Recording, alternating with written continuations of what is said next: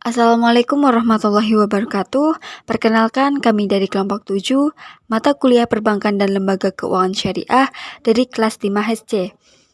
Di sini kami akan memaparkan hasil diskusi kami yang berjudul Dana Pensiun Syariah, yang mana anggota kelompok kami, Iva Afidatul Holisoh NIM 43, Anjani Salis Fatahna NIM 44, Salma Salsabila NIM 47, dan Farah Tarisya Ayuning Tias NIM 48. Langsung saja untuk mempersingkat waktu, di sini saya akan memaparkan pengertian dari dana pensiun syariah.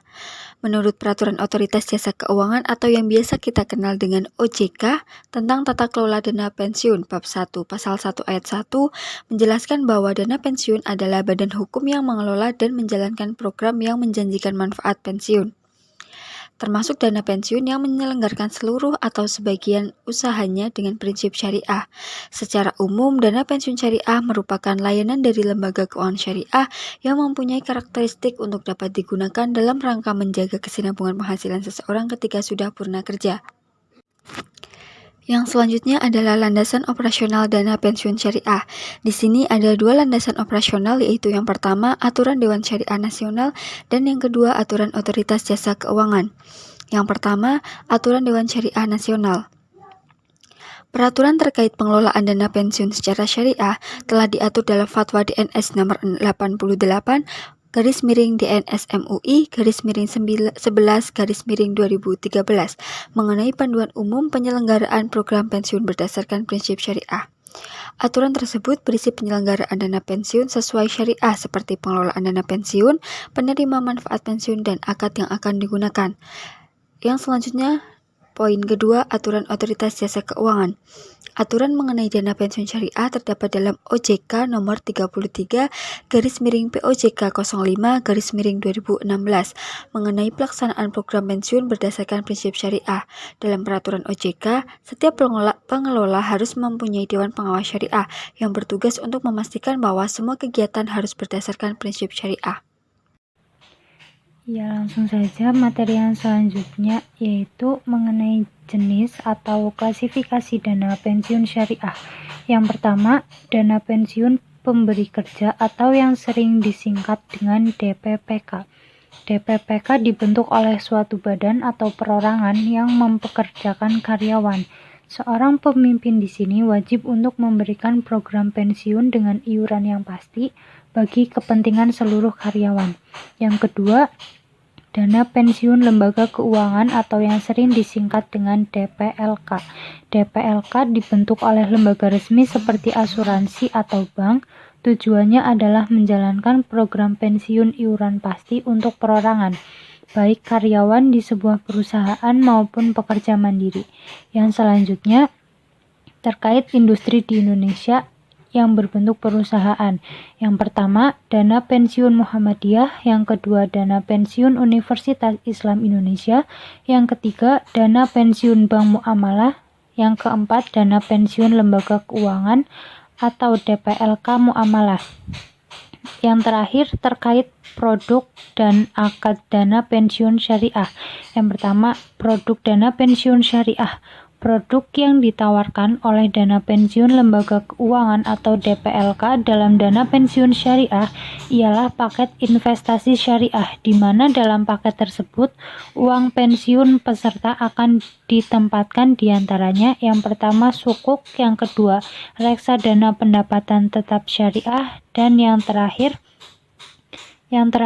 deposito syariah. Yang kedua, akad dana pensiun syariah, yaitu yang pertama ada akad hibah, yang kedua akad hibah bisyart, yang ketiga akad hibah muqayyadah, yang keempat akad wakalah, yang kelima akad wakalah bil ujrah, yang keenam akad mudarobah, dan yang ketujuh akad ijaroh. Mekanisme operasional. Mekanisme pengelolaan dana pensiun syariah pada Bank Syariah Mandiri bekerja sama dengan PT Taspen untuk membantu pensiunan pegawai negeri Indonesia, baik itu PNS daerah, pensiunan mandiri, pensiunan pelindo, dan lain-lain. Dalam hal ini tidak termasuk pensiunan polisi, tentara, dan sejajarnya. Dalam hal ini, banyak Bank Syariah Mandiri mengelola gaji pensiunan yang disalurkan dari PT Taspen Yang pembayaran yaitu PT Taspen, sedangkan Bank Syariah Mandiri hanya memfasilitasi pensiunan dengan layanan mitra bayar gaji pensiun dan pembiayaan yang diluncurkan pada tahun 2007. Kasus permasalahan yang berkembang. Banyak kendala yang dihadapi karyawan untuk membuat dana pensiun sendiri. Di antaranya yang pertama sifat konsumtif, yang kedua cicilan, yang ketiga tanggungan keluarga, yang keempat sulit investasi rutin, dan yang kelima tidak punya penghasilan lain. Contoh lain yaitu penyalahgunaan pembayaran dana pensiun oleh PT Bank Negara Indonesia, bahwa ditemukan adanya pola penyalahgunaan dari PT Bank Negara Indonesia yang selanjutnya kita sebut BNI.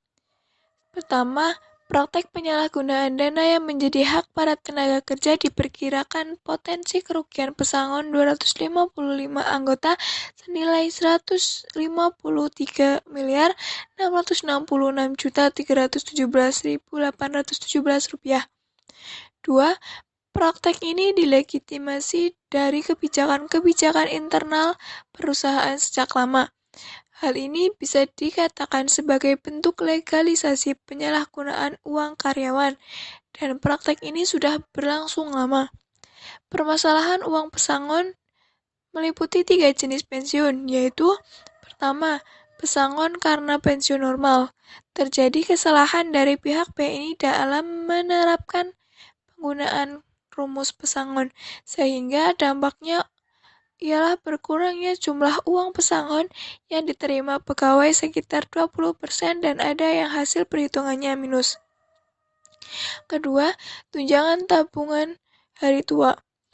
Berlakunya UU Nomor 11 Tahun 1992, iuran per bulan dalam program pensiun ini besarnya 7,5% beban pegawai dan 22,5% beban BNI X Pengadilan Dasar Pensiun atau PDP.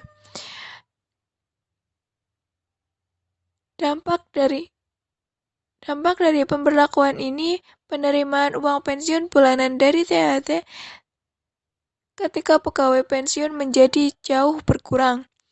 Dan yang terakhir, jaminan hari tua atau jam sostek. Program ini dipilih BNI, di mana BNI berkewajiban membayar seluruh atau setiap bulannya yang berasal dari gaji bruto pegawai BNI ditambah subsidi BNI. Namun pihak BNI membayar iuran dengan gaji pokok sehingga mengakibatkan kecilnya jaminan iuran jam sostek. Terima kasih. Demikian pemaparan materi dari kami. Saya selaku moderator sekaligus mewakili dari teman-teman kelompok 7 memohon maaf apabila ada tutur kata yang kurang berkenan. Dengan ini presentasi saya cukupkan. Terima kasih atas perhatiannya. Wassalamualaikum warahmatullahi wabarakatuh.